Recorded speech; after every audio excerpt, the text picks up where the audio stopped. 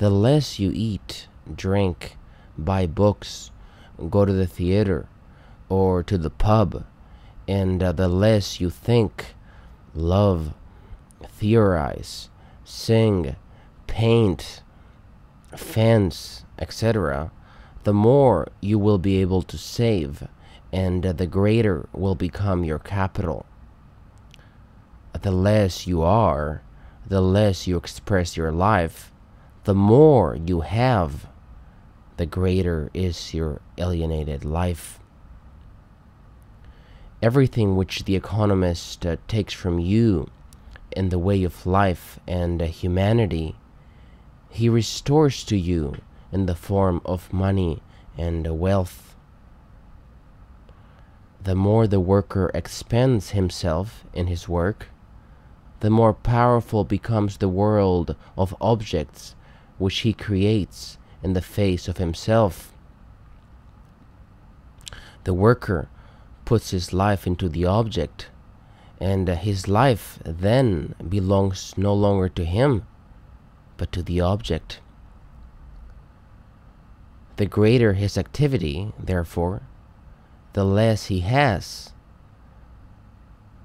The alienation of the worker and his product means not only that his labor becomes an object and takes on its own existence, but that it exists outside of him, independently and alien to him, and that it stands opposed to him as an autonomous power.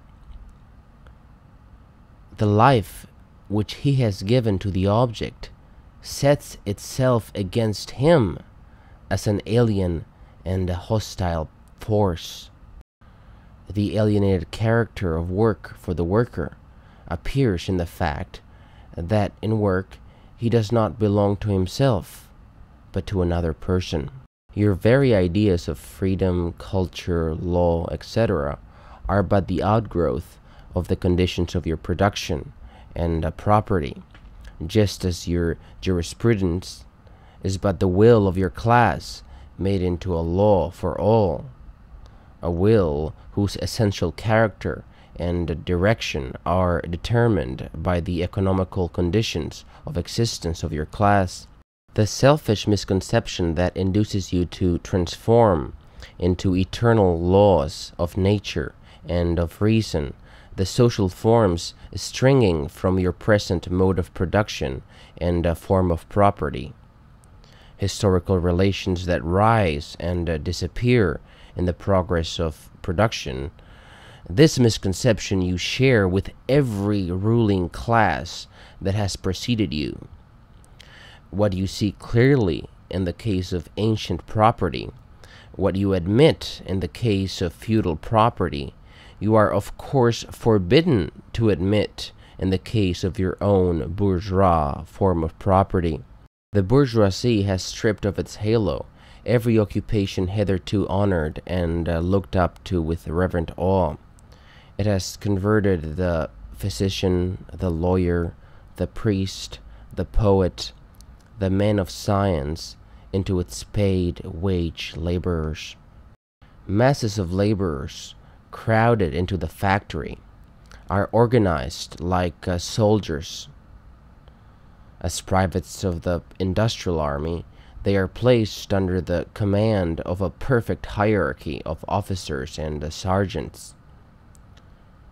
Not only are they slaves of the bourgeois class and of the bourgeois state, they are daily and hourly enslaved by the machine, by the overlooker, and above all, by the individual bourgeois manufacturer himself.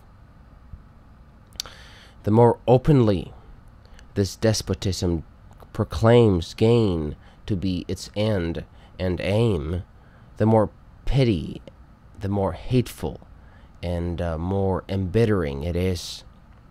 The civilization and justice of this elite order comes out in its lurid light whenever the slaves and drudges of that order rise against their masters.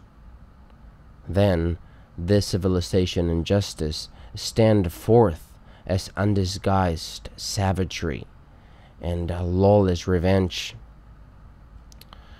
The infernal deeds of the soldierly reflect the innate spirit of that civilization of which they are the mercenary vindicators. The elite of the whole world, which looks complacently upon the wholesale massacre after the battle, is convulsed by horror at the destruction of property. You are horrified at our intending to do away with private ownership of the means of production, but in your existing society, private property is already done away with for 9/10 of the population.